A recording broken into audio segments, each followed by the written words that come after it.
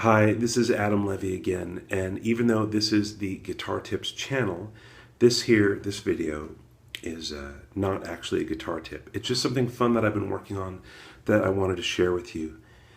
A lot of students over the years have asked me about playing walking bass lines and comping at the same time. Now, excuse me, if you don't know what comping is just jazz lingo basically for playing chords. I think the word is short for accompanying. So comping is just a little contraction of accompanying. And it just means you're playing some chords along with a walking bass line. So here's a bass line, say.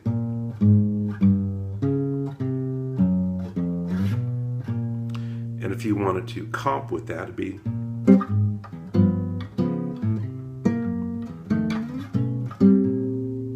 something like that. So if you get into this, you can start to sound like a one-man or one-woman band, and it's really fun if you're playing a duo with another guitar player or with a singer or a horn player or anybody like that who just has kind of one note at a time to play with. You can fill out the whole rest of the sound by playing bass and chords. So what I did is I wrote out a little etude based on the jazz standard "There Will Never Be Another You." And I'm gonna just go ahead and play it, and then I'll break it down and talk about it a little bit, okay? 1, 2, 3, 4.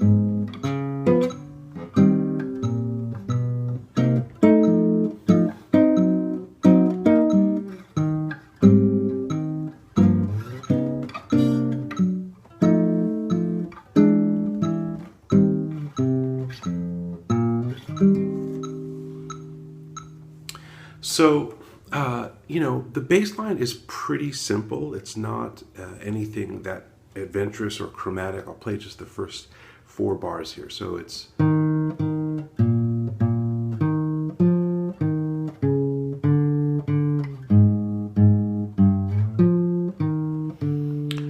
and then the chords are really super simple. They're just 2-note voicings.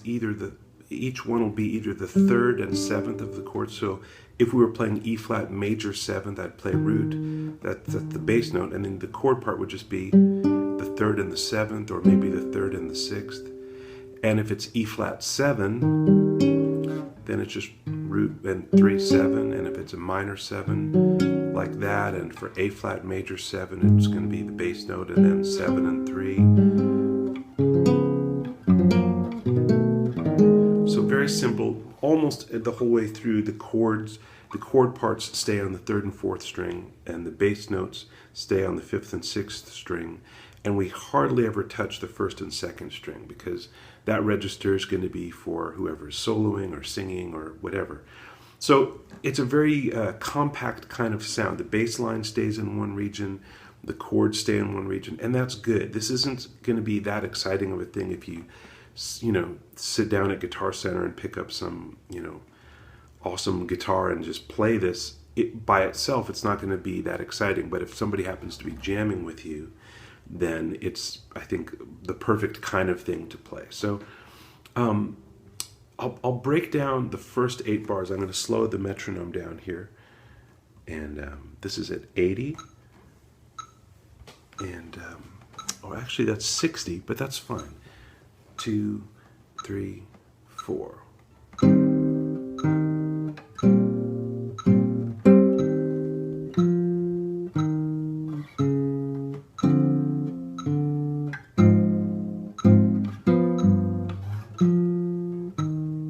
Okay,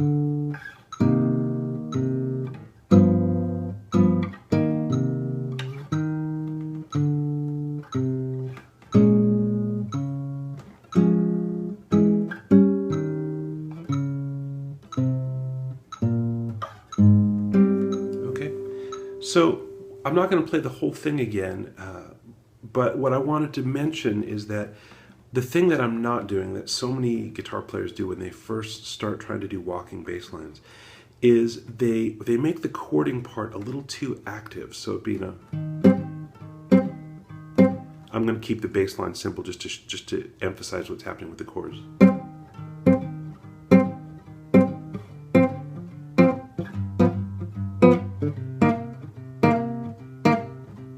So there's this kind of upbeat all the time on the and of one and the and of three. And that gets old really fast if you're the person who's not playing it. If you're playing it, it feels really fun. You feel like, all right, I'm in it, I'm in the groove.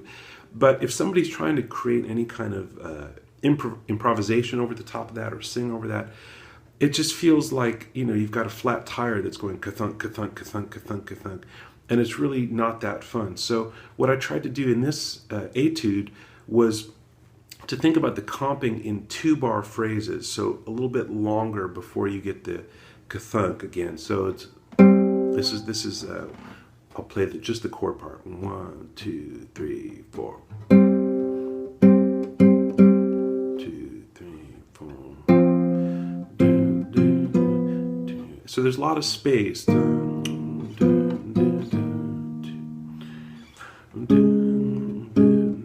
So even if you weren't playing a walking bass, that's a good concept to, instead of thinking about your comping in 1-bar chunks where you're just doing the same thing over and over again, try to think in a 2-bar phrase or even a 4-bar phrase if you can wrap your head around that.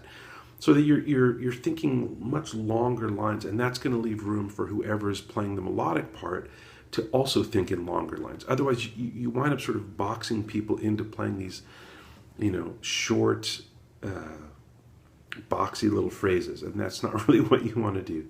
So I'm going to start at bar 9 now and show you just a couple of, it gets a little more interesting in the syncopation here. So in the first 8 bars where the chords land on the downbeats, now there's going to be a little bit more variety. So 2, 3, 4.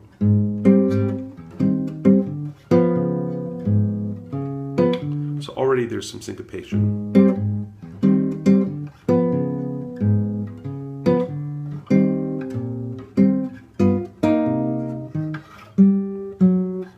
Simple, now syncopated.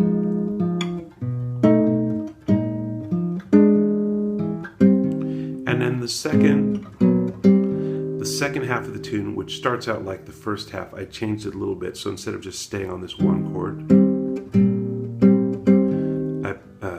this would be bar 17 if you're looking at it that way.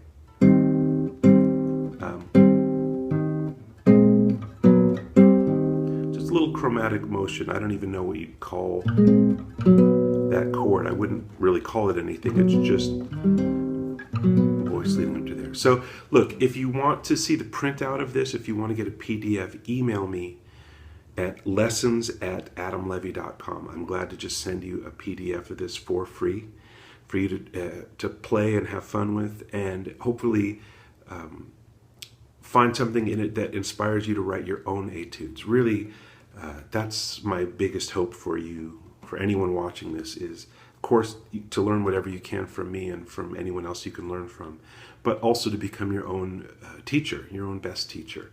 And you can do that by writing etudes and writing studies and asking yourself good, hard questions and searching for the answers. You may not find the answers next week or next year or next century. There's a famous quote by Pablo Casals, who is a cellist, and somebody asked him when he was, I think, 90 years old, why he kept practicing, and his answer was, because I think I'm getting better. So keep getting better, keep practicing, and thanks so much.